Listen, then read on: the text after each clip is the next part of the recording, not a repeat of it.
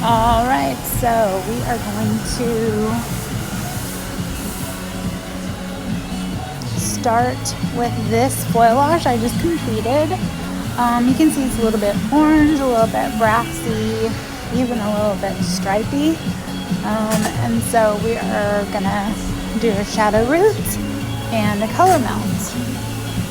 And I did decide to use a pearl natural because pearl is going to have a little more blue violet. So again, I'm using a 5 volume developer, Paul Mitchell the color. I isolated. So I've left out the money piece. I'm doing diagonal back sections. I am only going down about 1 inch, maybe 2 at the most. And I am overlapping any hard line that I see where I have highlighted maybe too heavily in a spot. So it's never a line. It is always a brush stroke that's really soft and blended. So this one is my level 5 NP or PN, I should say. It's a pearl natural, and I'm going all over outlining my sections, and then I'm going to go diagonal back throughout all 4 sections. Then I am going to do the midsection with an 8 PN.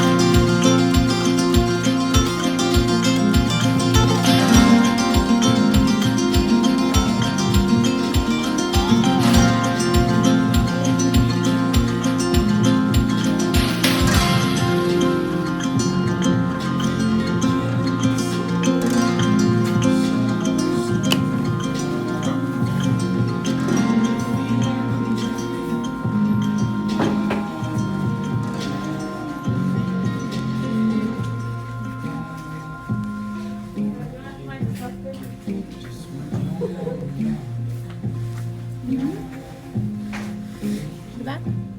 It's not bad. But worth it. Okay, so once I have gone in here and I've done the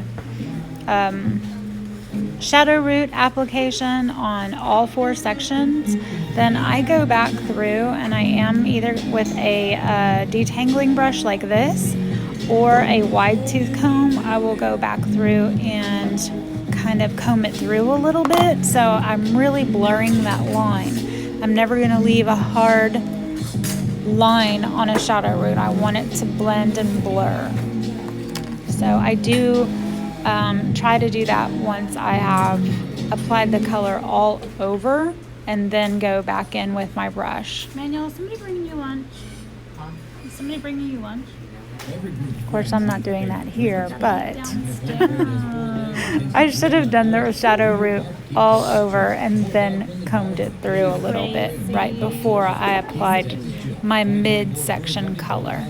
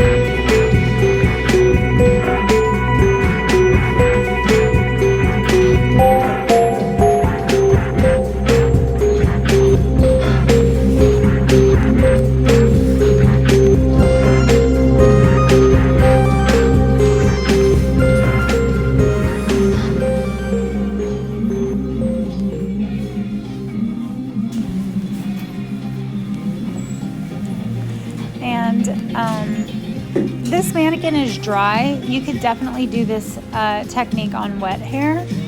You just want to make sure that it's at least towel blotted and you can still, it's all detangled and everything. So because it is dry, I went ahead and after my shadow root application is complete, I wet with a spray bottle the entire rest of the hair. Especially around that money piece, I want it to be a shade lighter than what I'm going to do on my midsection. So I would spray that, and you'll see I'm going to shadow root it here a little bit, but it's just like a very tiny ½ inch that I'm shadow rooting.